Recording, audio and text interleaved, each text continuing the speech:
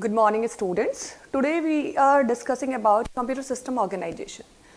First of all, we are talking about computer. What is computer? Computer is a electronic device which can just reduce the human manpower time, and it can easily calculate many more calculations in small time. Okay, so we are just discussing about today what is computer. Computer कहाँ से आया, computer initially computer का thought कहाँ से आया, ठीक है. तो computer system organization, actually computer system organization की बात करें तो कंप्यूटर सिस्टम ऑर्गेनाइजेशन क्या है? सेट ऑफ इंस्ट्रक्शंस को एग्जीक्यूट कराते हैं पर्टिकुलर कुछ प्रोसेस के थ्रू, प्रोसेसर के थ्रू, ठीक है. तो कंप्यूटर सिस्टम ऑर्गेनाइजेशन में अगर मैं बात करूंगी तो कंप्यूटर सिस्टम ऑर्गेनाइजेशन जो है कंप्लीटली कुछ डिवाइसेस का कॉम्बिनेशन है, ठीक है.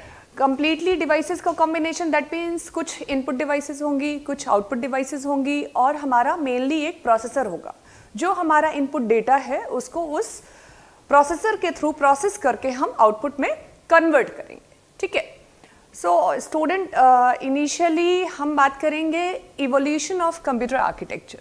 इवोल्यूशन ऑफ कंप्यूटर आर्किटेक्चर आज के लेक्चर में हम कवर करेंगे 2 से 3 topics. Evolution of computer, types of computer,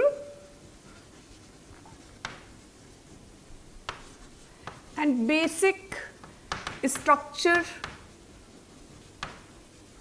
of computer system. And last topic, von Neumann architecture.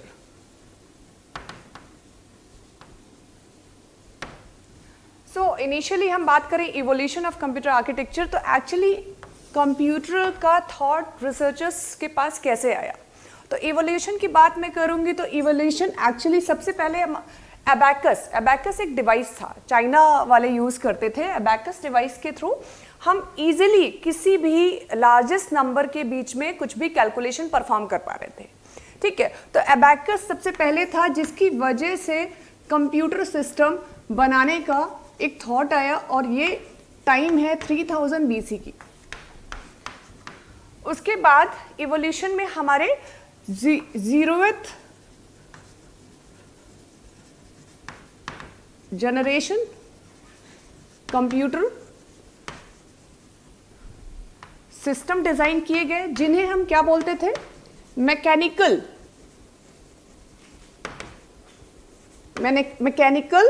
System. इसके बाद ये किस टाइम की बात है? 1600 to 1945 ईयर्स की बात है, ठीक है. देन इसके बाद हमारा फर्स्ट जनरेशन सिस्टम आया.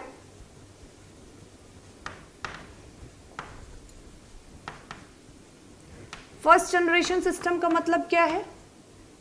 1946 to 1955. देन हमारे सेकेंड जनरेशन सिस्टम आया.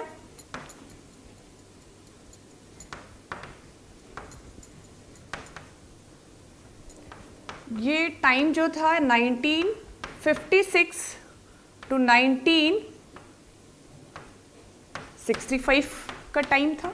देन हमारा third generation.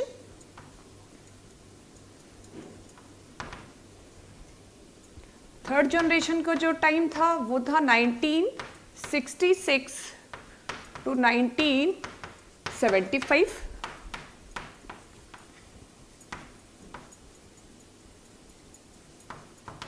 Then fourth generation system थे, इसका टाइम था 1976 to 1990.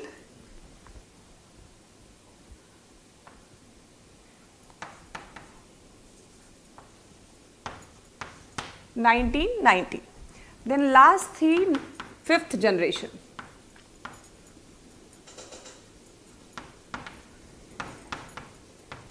1991 to at present 5th generation को हम बिलोंग करते हैं। करंट में आप जो भी सिस्टम यूज़ करते हैं, कंप्यूटर सिस्टम, मोबाइल फ़ोन या फिर आपका स्मार्टफोन, या आप बात करें स्मार्ट वॉचेस की, तो ये सारे हमारे 5th जनरेशन को बिलोंग करते हैं। ठीक है, अब मैं बात करूं कि एक्चुअली 0 जनरेशन वाले जो कंप्यूटर सिस्टम थे, यहाँ पर कोई भी इलेक्ट्रॉनिक वाली चीज़ नहीं थी, ये सारे मैकेनिकल सिस्टम्स थे।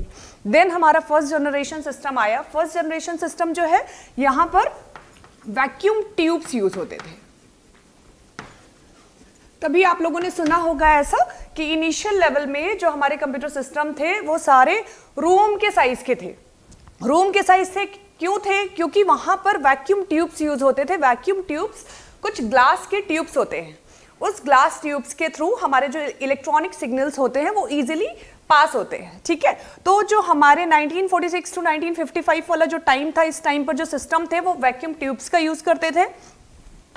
देन हमारे पास जो सिस्टम डिजाइन हुए उनका साइज रिड्यूस हुआ और वो लोग ट्रांजिस्टर्स का यूज करने लगे। ट्रांजिस्टर्स के बाद की बात करूं तो यहाँ पर 3rd जनरेशन में हमारे इंटीग्रेटेड सर्किट्स यूज होने लगे और उसके बाद very large scale integrated circuit use हुआ। और सिमिलरली हम 5th जनरेशन की बात करें तो यहाँ पर भी हमारा very large scale integrated circuit use होते थे। ठीक है, तो धीरे धीरे आप लोग ये देख पा रहे होंगे इवोल्यूशन जो था हमारा कंप्यूटर सिस्टम का, उसमें इनिशियली उनका साइज बहुत ज़्यादा था और जो स्पीड थ्रूपुट की बात करें तो हमारा इफिशिएंसी की बात करें तो बहुत कम था। और day by day, year by year ये बोल सकते हैं कि करंट में जो हमारा कंप्यूटर सिस्टम है उसका साइज रिड्यूस हुआ। उसके लिए एग्जाम्पल, सबसे बेस्ट एग्जाम्पल है आपकी स्मार्ट वॉच। स्मार्ट वॉच का साइज आज की डेट में बहुत ज़्यादा रिड्यूसिबल है। ठीक है, उस कंप्यूटर से वो भी एज ए कंप्यूटर सिस्टम ही वर्क करता है और उसकी इफिशिएंसी की बात करें तो बहुत ज़्यादा इफिशिएंट है। ठीक है, तो धीरे धीरे इवोल्यूशन ऑफ कंप्यूटर सिस्टम के थ्रू हम ये समझ पा रहे हैं कि हमारा साइज रिड्यूस हुआ, टाइम हमारा कम टाइम में प्रोडक्शन या प्रोडक्टिविटी, कैलकुलेशन पावर, वो सारी चीज़ें हमारी इन्हेंस हो गई। ठीक है, तो ये तो बात हो गई हमारा इवोल्यूशन ऑफ कंप्यूटर सिस्टम की। ठीक है, इसके बाद बात आती है टाइप्स ऑफ कंप्यूटर। एक्चुअली ये कंप्यूटर सिस्टम जो बनाए गए उस कंप्यूटर सिस्टम के क्या टाइप्स थे। ठीक है, तो यहाँ पर 2 टाइप्स मैं बताना चाहूंगी। 2 टाइप्स क्या है? Analog and digital. Analog word का मतलब क्या होता है कि कंटिन्यूअस टाइप के डेटा को अगर एक्सेस करने की बात करेंगे तो हम एनालॉग टाइप के जो सिस्टम होंगे उनका यूज करेंगे। डिजिटल सिस्टम हमारा क्या है? कहीं ना कहीं पर्टिकुलर कुछ टाइम बीइंग के लिए वो ऑन ऑफ वाली जो चीज होगी वो डिजिटल में आएगी। ठीक है, इसके अलावा एक 3rd टाइप के सिस्टम भी डिजाइन किए जा रहे हैं जिसे हम हाइब्रिड सिस्टम बोलते हैं। That is a combination of analog and digital. ठीक है, तो ये बात हो गई, ये सेकेंड टॉपिक हमारा हो गया टाइप्स ऑफ कंप्यूटर। देन हम बात करेंगे basic structure of computer system की। ठीक है, तो basic structure of computer system में बात करूं तो इसके कुछ पर्टिकुलर कंपोनेंट्स हैं। कंपोनेंट्स लाइक कुछ इनपुट डिवाइसेस हैं, आउटपुट डिवाइसेस हैं, हमारा प्रोसेसर है, मेन मेमोरी है। तो यहां पर मैं इसका एक आर्किटेक्चर बना रही हूं, कंप्यूटर आर्किटेक्चर, बेसिक आर्किटेक्चर बना रही हूं। उससे आपको समझ में आएगा कि किस तरह से हमारा इनपुट जाता है एंड देन आउटपुट हमारा प्रोड्यूस होता है। ठीक है, तो हमारी जो ये है बेसिक स्ट्रक्चर,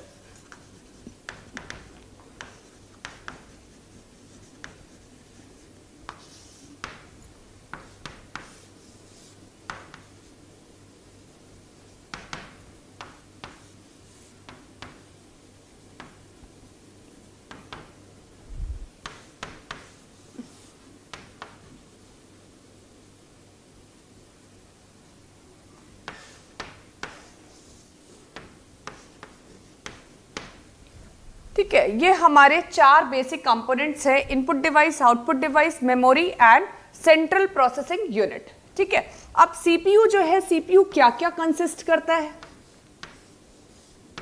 ये बात करें तो CPU basically control unit and arithmetic logical unit को कंसिस्ट करता है। इसे क्या बोलते हैं?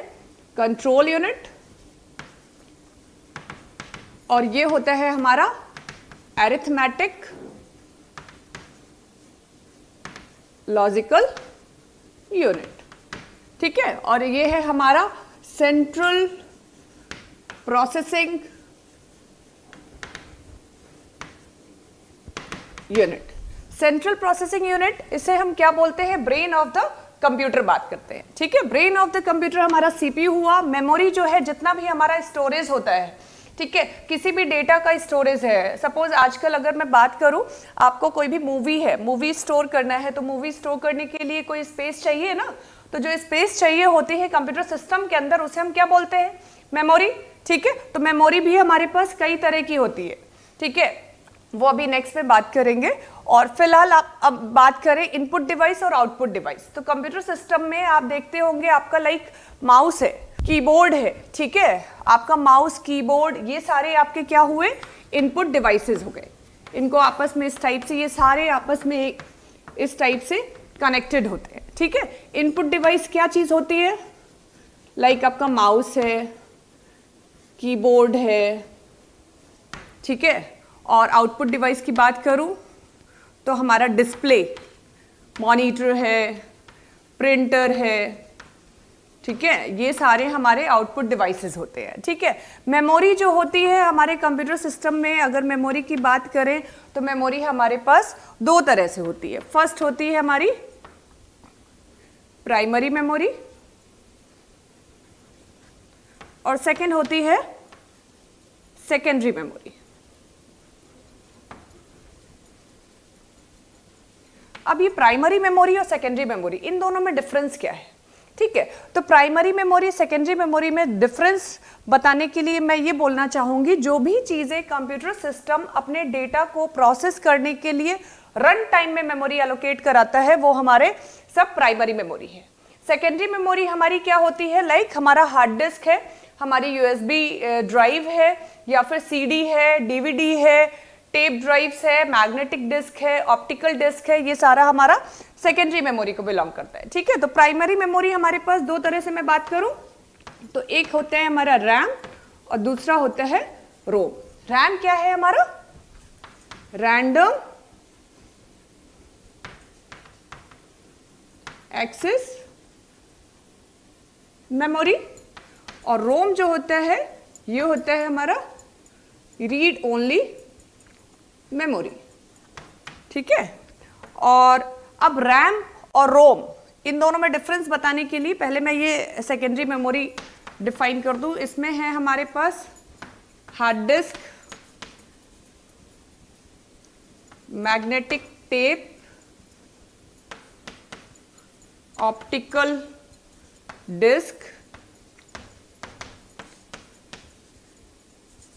यूएसबी ड्राइव, ठीक है। इस टाइप की जो चीजें हैं ये सब हमारे सेकेंडरी मेमोरी को बिलोंग करते हैं, ठीक है। अब मैं एग्जाम्पल अगर ये मेमोरी का बताना चाहूँ तो मेमोरी का एग्जाम्पल ये कि मुझे मेरे किसी फ्रेंड से मूवी लेनी है, मुझे कोई मूवी पसंद है, वो मूवी मैं अपने फ्रेंड से लेकर के अपने सिस्टम में देखना चाहता हूँ, तो मैं क्या करूँगी, उस मूवी को यूएसबी ड्राइव या किसी हार्ड डिस्क में या फिर आपका सीडी, डीवीडी कुछ भी जो है उसमें आप मूवी लोगे, ले करके अब क्या करोगे, आप अपने सिस्टम में कहीं ना कहीं कॉपी पेस्ट करोगे। आपके सिस्टम में आप देखते होगे D drive, E drive, F drive कुछ भी होता है, ठीक है। उस ड्राइव में आपने मूवी को स्टोर कर लिया, पेस्ट कर लिया।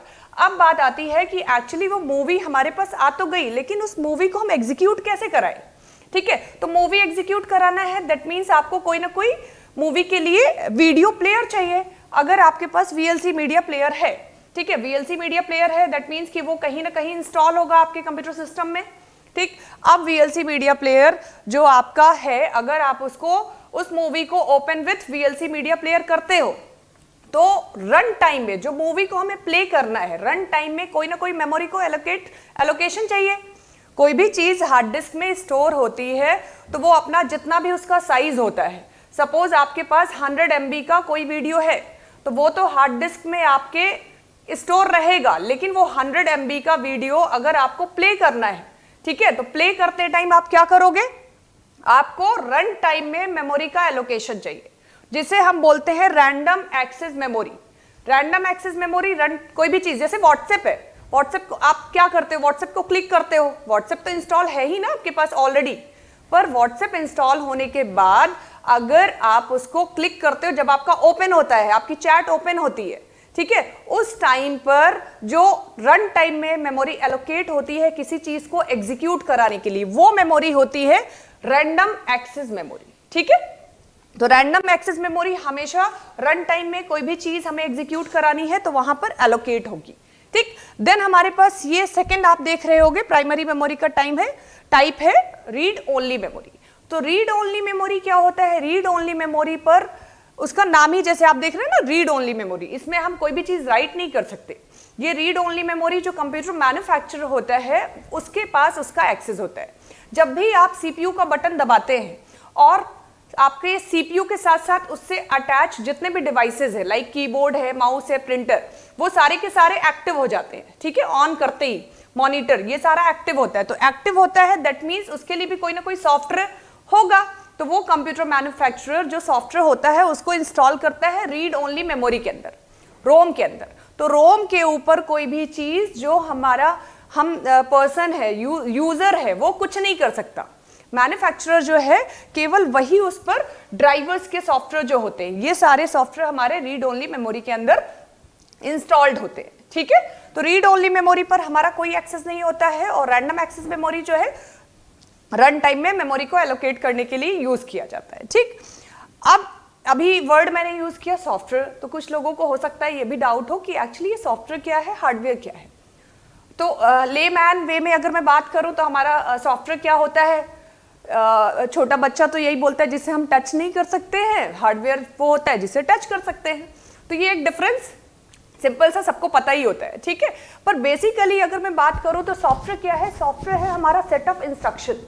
ठीक है, set of instruction that means कुछ इंस्ट्रक्शन हम कंप्यूटर सिस्टम के लिए प्रोवाइड करना चाहते हैं, तो उस सेट ऑफ इंस्ट्रक्शन के थ्रू कुछ प्रोग्राम बने होते हैं और कॉम्बिनेशन ऑफ प्रोग्राम जो होता है वो पर्टिकुलर हमारा सॉफ्टवेयर होता है। ठीक है, और हार्डवेयर डिवाइस आपको दिखती होंगी कि जितने भी हमारे कीबोर्ड है, मॉनिटर है, माउस है, ये सारे जो डिवाइसेस हैं, मैकेनिकल डिवाइसेस जो होती है, वो सब हमारा एक तरह का हार्डवेयर होता है। ठीक है, तो हार्डवेयर और सॉफ्टवेयर में डिफरेंस तो समझ में आ रहा होगा सभी को। ठीक, अब ये बात हो गई हमारी कंप्लीट मेमोरी की। मेमोरी वाली बात आपको समझ में आ गई होगी कि मेमोरी हमारे पास दो टाइप से रहेगी, primary, secondary. Primary that means हमारा RAM and ROM, secondary that means hard disk, magnetic tape. अब मैग्नेटिक टेप कुछ लोगों को शायद नहीं समझ में आ रहा होगा। बहुत पहले, बहुत पुराने टाइम में क्या होता था, कैसेट्स होती थी, कैसेट्स में रील होती थी। जो कैसेट्स में रील होती थी वो रील के अंदर उसकी कंप्लीट जितना भी सॉन्ग होता था, मूवी होती थी, वो सारी चीजें रिकॉर्ड होती थी। तो मैग्नेटिक टेप जो पुराने टाइम में कैसेट्स यूज होती थी उस पे आप देख सकते हैं। ठीक है, ऑप्टिकल डिस्क हमारा जो सीडी डीवीडी हम यूज करते थे वो सारा, बहुत पहले एक हमारा फ्लॉपी डिस्क भी होती थी। अभी फिलहाल तो फ्लॉपी डिस्क नहीं यूज कर रहे हैं। ठीक है, तो ये हमारे मेमोरी के पार्ट्स हो गए, प्राइमरी, सेकेंडरी। इनपुट डिवाइस मैंने आपको बता दिया, आउटपुट डिवाइस बता दिया, और सीपीयू जो है, सीपीयू में एक्चुअली कंट्रोल यूनिट क्या करता है, कंट्रोल यूनिट क्या करता है, time and control signals generate करता है। सपोज मुझे मूवी भी देखनी है और साथ में मैं चाह रही हूँ, मूवी नहीं है, सपोज मुझे कोई सॉन्ग प्ले करना है और साथ में मैं कोई पीपीटी बनाना चाह रही हूँ। अब क्या हो रहा है, सिस्टम के पास दो इंस्ट्रक्शन आ गए, तो दो इंस्ट्रक्शन एक साथ कैसे एग्जीक्यूट होगा, ये कैसे पता चलेगा। तो क्या होता है, जो कंट्रोल यूनिट होती है, कंट्रोल यूनिट कुछ टाइम और कंट्रोल सिग्नल्स जनरेट करती है। उन सिग्नल्स के अकॉर्डिंग ही हमारा जो रिक्वेस्ट होती है, यूजर की रिक्वेस्ट होती है, वो फर्दर प्रोसेस होती है। ठीक है, तो कंट्रोल यूनिट का काम क्या है, हैंडलिंग ऑफ एवरी डिवाइस, जितना भी डिवाइस है जिसकी जो रिक्वेस्ट आती है, कीबोर्ड से कोई रिक्वेस्ट आती है, मॉनिटर से आती है, जो भी है वो सारा हैंडलिंग कंट्रोल यूनिट के पास होगा। अब इसके बाद आता है, सेकंड है हमारा अरिथमेटिक लॉजिकल यूनिट। तो अरिथमेटिक लॉजिकल यूनिट एक्चुअली क्या होता है, अरिथमेटिक लॉजिकल यूनिट का मतलब ये है कि किसी भी टाइप का arithmetic operation, like plus minus multiplication division ये कुछ परफॉर्म करने हैं तो हम अरिथमेटिक का यूज करेंगे, और लॉजिकल यूनिट दैट मीन्स हम कोई भी logical like less than, greater than, equals, ठीक है, इस टाइप के जितने नॉट इक्वल्स, ठीक है, लॉजिकल ऑपरेशंस जो होते हैं उनको परफॉर्म भी हम ALU के थ्रू करा सकते हैं। तो अरिथमेटिक लॉजिकल यूनिट जो है हमारी बेसिकली किसी भी टाइप के ऑपरेशन परफॉर्म करने के लिए हम यूज करते हैं। अब एक बात अपन ने नहीं की कि computer system actually operations perform किस पर करता है। क्या अगर मैं बोलती हूँ 5 into 4 तो क्या 5 into 4 कंप्यूटर ऑपरेशन परफॉर्म करेगा? नहीं कर पाएगा। कंप्यूटर जो है ये केवल क्या समझता है, 0 and 1, ठीक है। इसे कोई भी डेटा, किसी भी टाइप का डेटा कुछ भी आप देते हो तो वो कन्वर्ट करेगा हमारे बाइनरी नंबर में, ठीक है। आप लोगों ने नंबर सिस्टम अगर पढ़ा हो, अदरवाइज नंबर सिस्टम में हम पढ़ते हैं ना कि बाइनरी डिजिट्स क्या होती हैं, ऑक्टल क्या होती हैं, हेक्सा क्या होती हैं, ठीक है, और बेसिकली डेसिमल तो अपन सब जानते ही हैं, है ना। Binary that means 0 and 1, octal जो हमारा होता है इसके 8 के बेस में होता है, हेक्सा जो है 16 के बेस में होता है, डेसिमल हमारा 10 के बेस में होता है, ठीक है। बाइनरी का बेस जो होता है इसको हम 2 बोलते हैं, ठीक है। तो कोई भी किसी भी टाइप का अगर हमें ऑपरेशन परफॉर्म कराना है हमारे CPU के थ्रू यूजिंग ALU, तो ALU सबसे पहले क्या करेगी, जो भी आप उसके पास डेटा आएगा उसको 0 and 1 में कन्वर्ट करेगी। 0 and 1 में कन्वर्ट करने के बाद ही ये अरिथमेटिक ऑपरेशन या फिर लॉजिकल ऑपरेशन परफॉर्म कर पाएगी, ठीक है। तो ये बेसिक एक स्ट्रक्चर हो गया हमारे कंप्यूटर सिस्टम का, ठीक है। These are the component of any computer device, ठीक है। अब इसके बाद बात करें हम वॉन न्यूमैन आर्किटेक्चर की। वॉन न्यूमैन आर्किटेक्चर जो था, वॉन न्यूमैन एक रिसर्चर थे, उन्होंने 1945 जो इनिशियल टाइम मैंने बात की कि इनिशियली जब हमारा फर्स्ट जनरेशन कंप्यूटर सिस्टम आया, तो फर्स्ट जनरेशन कंप्यूटर सिस्टम के टाइम में किस टाइप के हमारे कंप्यूटर सिस्टम डिजाइन किए गए, तो ये वॉन न्यूमैन आर्किटेक्चर ने एक स्टैंडर्ड कंप्यूटर सिस्टम आर्किटेक्चर बताया था, वो अब हम डिस्कस करेंगे।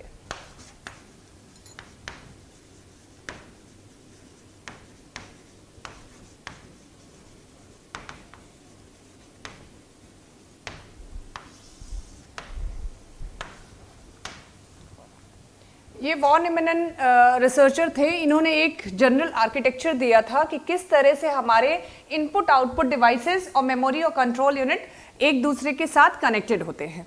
इसका बेसिक आर्किटेक्चर जो था, इन्होंने क्या किया था, CPU के अंदर ही इनबिल्ड कर रखा था कंट्रोल यूनिट एंड मेमोरी दोनों को एक साथ, ठीक है। यहाँ पर प्रोग्राम और इंस्ट्रक्शन साइमल्टेनियसली यहाँ पर इनपुट डिवाइस के थ्रू आएंगे, ठीक है। इनपुट डिवाइस, आउटपुट डिवाइस और ये कंपोनेंट्स कुछ हमने डिस्कस कर लिए थे बेसिक आर्किटेक्चर में, ठीक है। अब यहाँ पर बात करूंगी कि सेंट्रल प्रोसेसिंग यूनिट के पास हमारे कंट्रोल यूनिट होगा और अरिथमेटिक लॉजिक यूनिट होगा, और तीसरी चीज होगी रजिस्टर्स। और ये सारे रजिस्टर्स जो होंगे ये जो मेमोरी यूनिट है इस मेमोरी यूनिट से कनेक्टेड होंगे। रजिस्टर्स जो है यहाँ पर 5 तरह के रजिस्टर्स यूज किए जा रहे हैं। फर्स्ट है हमारा PC, that means program counter,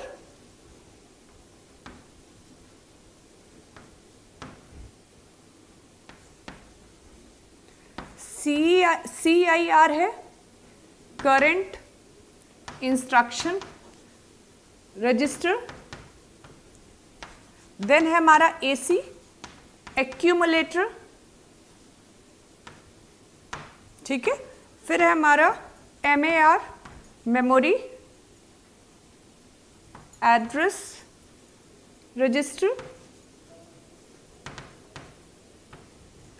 और लास्ट है MDR मेमोरी डेटा रजिस्टर। अब सबसे पहली बात, अभी जब हम बात कर रहे थे इसके पहले वाले बेसिक आर्किटेक्चर में, तो वहां पर हमने रजिस्टर्स की बात नहीं की थी। तो रजिस्टर्स एक्चुअली होता क्या है?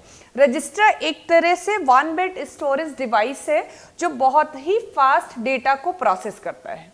जब भी हमारा कोई भी कंप्यूटर सिस्टम होता है, डेटा को फाइनली प्रोसेसिंग की बात होती है तो वो हमेशा रजिस्टर्स के थ्रू होता है, ठीक। तो यहाँ पर जो भी इनपुट डिवाइस है, अगर कोई इंस्ट्रक्शन इनपुट डिवाइस के थ्रू पास होता है तो ये कंट्रोल यूनिट जिस भी इंस्ट्रक्शन के लिए कंट्रोल देगी, अरिथमेटिक लॉजिकल यूनिट अगर कोई ऑपरेशन परफॉर्म करती है तो वो ऑपरेशन परफॉर्म करने के बाद इन रजिस्टर्स के थ्रू फाइनली डेटा हमारा प्रोसेस होके आउटपुट डिवाइस के पास जाता है। ठीक है, तो रजिस्टर्स में एक्चुअली प्रोग्राम काउंटर क्या है? प्रोग्राम काउंटर जो होता है हमेशा नेक्स्ट इंस्ट्रक्शन के एड्रेस को पॉइंट आउट करता है। ठीक है, इट पॉइंट्स आउट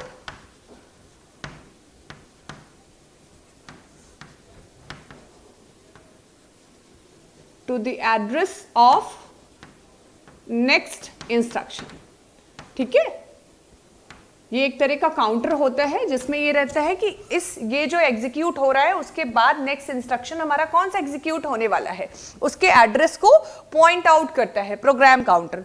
ठीक है, इसके बाद हमारा जो करंटली इंस्ट्रक्शन जो हमारा एग्जीक्यूट हो रहा है उसके डेटा के लिए भी कोई ना कोई एड्रेस होगा। ठीक है, तो करंट इंस्ट्रक्शन रजिस्टर में करंटली जो डेटा एग्जीक्यूट हो रहा है उसके एड्रेस को करंट इंस्ट्रक्शन रजिस्टर बिलोंग करेगा।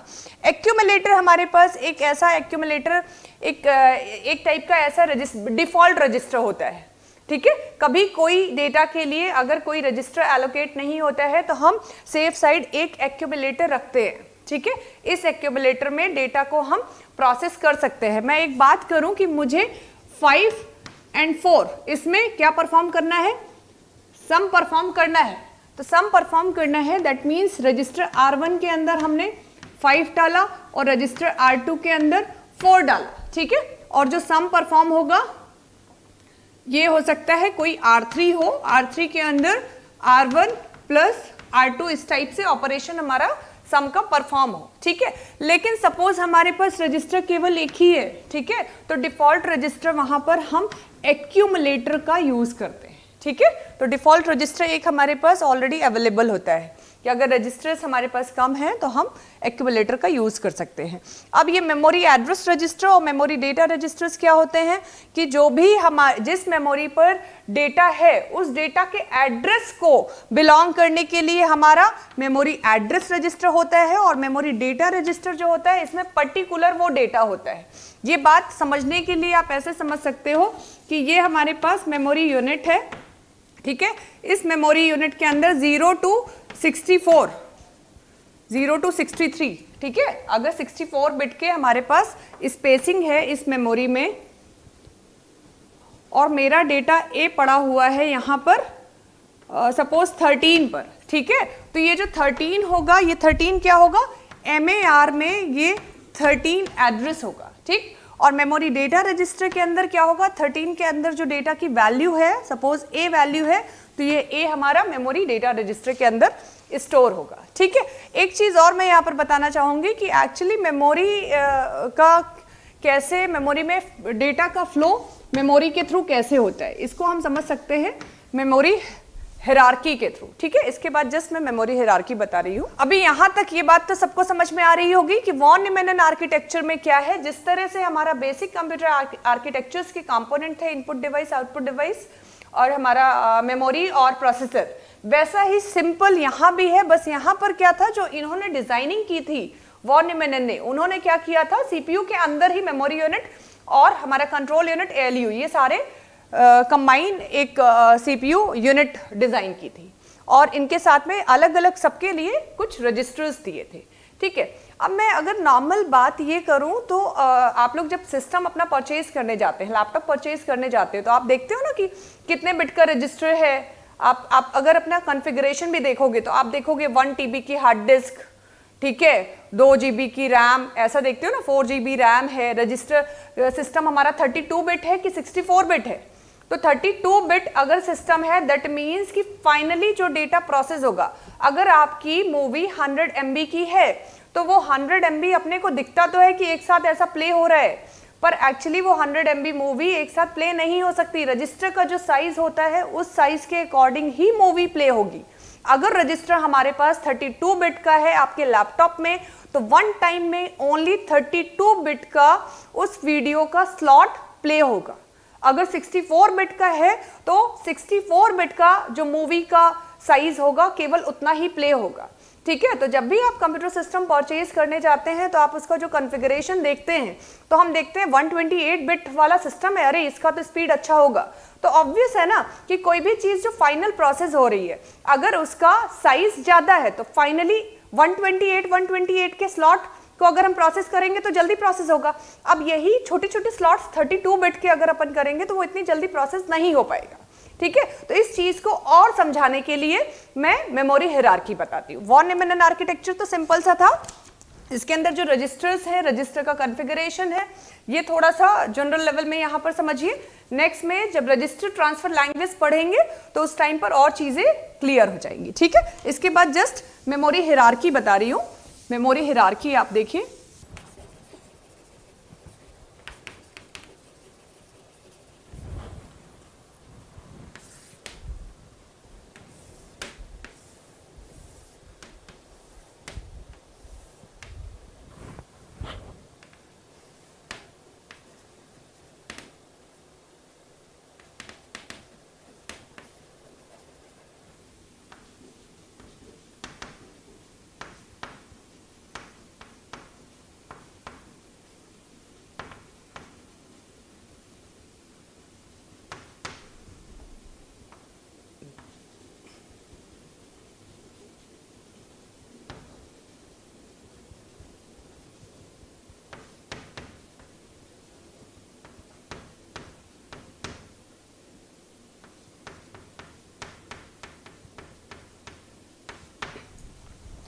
मेमोरी हायरार्की के थ्रू हम ये समझ सकते हैं कि जिस तरह से हम ऊपर की तरफ अगर ये जो डिवाइसेस हैं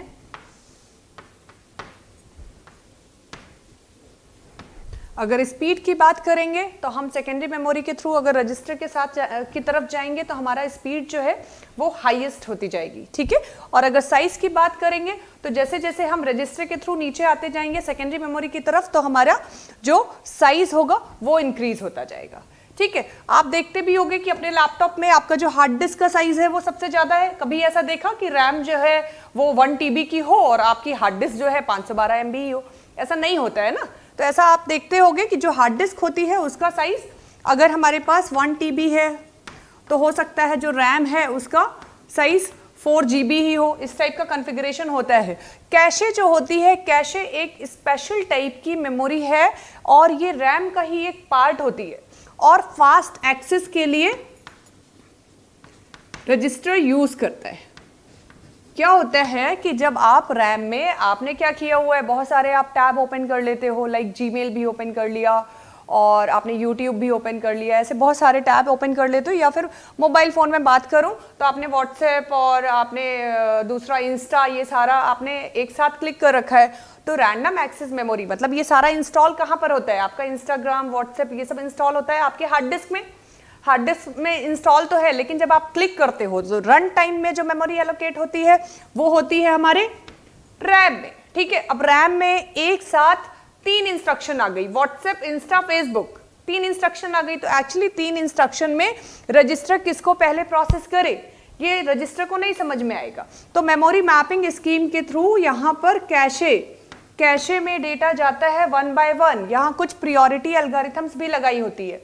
हो सकता है कि first come first serve basis में हो और हो सकता है कुछ ऑप्टिमल एल्गोरिथम्स लगाई गई हो और हो सकता है क्योंकि कई बार क्या होता है सिस्टम भी है, सिस्टम को भी समझ में आता है कि कौन सी चीज हमारी प्रियोरिटी में है। ठीक है, तो कुछ ऑप्टिमल सॉल्यूशंस होते हैं, कुछ प्रियोरिटी बेस्ड सॉल्यूशन होते हैं और नॉर्मल हमारा first come first serve basis भी होता है। तो ये जो रैम में मेमोरी एलोकेशन होता है ये एलोकेशन 1 by 1 सीक्वेंस में क्यू के फॉर्म में कैशे में रहता है। कैशे में अगर डेटा रहता है तो रजिस्टर फास्ट एक्सेस कर पाता है। ठीक है, फास्ट एक्सेस करने के लिए कैशे मेमोरी डिजाइन की गई थी। तो मेमोरी हायरार्की में आप ये समझ पाते हैं कि किस तरह से डेटा का फ्लो हमारा होता है। फाइनली जो भी आपने व्हाट्सएप जो भी क्लिक किया, जो आपको ओपन हुआ, प्रोसेस हुआ, वो प्रोसेस रजिस्टर का साइज आपके लैपटॉप में जो मैंने बात की कि सपोज 4 GB का रैम है और रजिस्टर का साइज 128 बिट है। तो वन टाइम में, सिंगल टाइम में 128 बिट का ही डेटा प्रोसेस होगा। ठीक है, अब हम बात करें तो करेंटली जो हम सिस्टम यूज करते हैं ये सारे सिस्टम हमारे मल्टी प्रोसेसिंग बेस्ड है। तो आप लोगों को क्या लगता होगा कि मल्टी प्रोसेसिंग दैट मीन्स कि क्या साइमल्टेनियसली मल्टीपल प्रोसेस हो जाती हैं?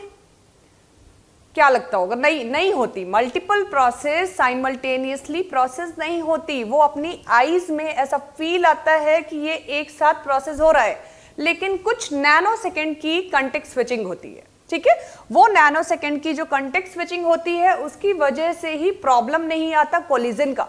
अगर एक साथ सारी एग्जीक्यूट होने लगेंगी, ठीक है, तो ये मल्टी प्रोसेसिंग वाली जो चीज है वो एग्जैक्टली परफॉर्म नहीं हो पाएगी। ठीक है, तो जितने भी हमारे सिस्टम है ये हमारे multi processing based, multitasking based, ठीक है, टाइम शेयरिंग बेस्ड, ये सारे सिस्टम्स साइमल्टेनियसली कोई चीज प्रोसेस नहीं करते। इन सब में कुछ नैनो सेकेंड की या और मिली सेकेंड्स की जो भी बोल दो, उसमें कुछ ना कुछ कंटेक्स्ट स्विचिंग होगी। उतने डिफरेंस में ही हमारी प्रोसेस जो होती हैं वो एग्जीक्यूट होती है। ठीक है, तो ये नॉर्मल, अगर आज की डेट में मैं बात करूं कि नॉर्मली हमें कंप्यूटर सिस्टम क्या है, डेटा हमारा किस तरह से प्रोसेस होता है, ये चीजें पता चल चुकी। ठीक है, अब कंप्यूटर सिस्टम ऑर्गेनाइजेशन का बेसिक तो आज हमने बात कर ली। देन अगर मैं बात करूं तो कंप्यूटर सिस्टम ऑर्गेनाइजेशन के अंदर एक तो पार्ट है हमारा, जो मैंने बात की कि डेटा जो होता है 0 और 1 के फॉर्म में ही प्रोसेस होता है। ठीक है, तो एक हमारा इसके अंदर एक टॉपिक आता है नंबर सिस्टम।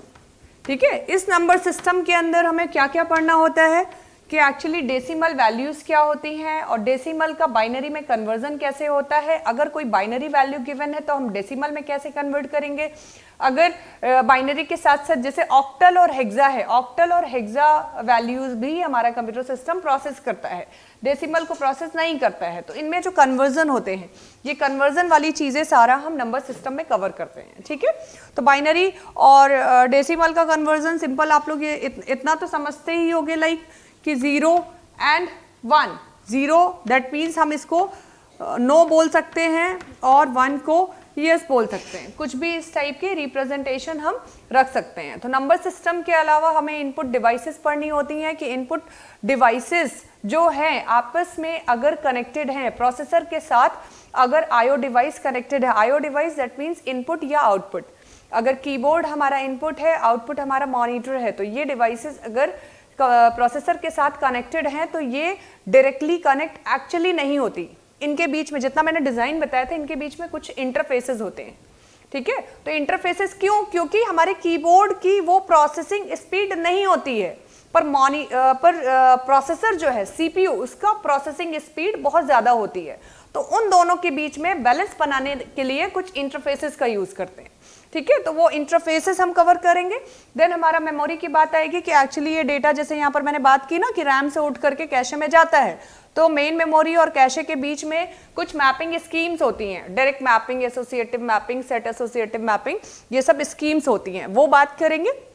इसके बाद अगर मैं बात करूं, अगर आपको input device, output device, memory और प्रोसेसर और ये नंबर सिस्टम के अंदर कन्वर्जन के साथ साथ अगर कोई वैल्यू है, अगर मुझे मल्टीप्लिकेशन परफॉर्म कराना है बाइनरी के अंदर तो कैसे परफॉर्म करते हैं, ये चीजें अगर पता है तो आप ये मान के चलें कि आपको पूरे कंप्यूटर सिस्टम का बेसिक नॉलेज हो चुका है।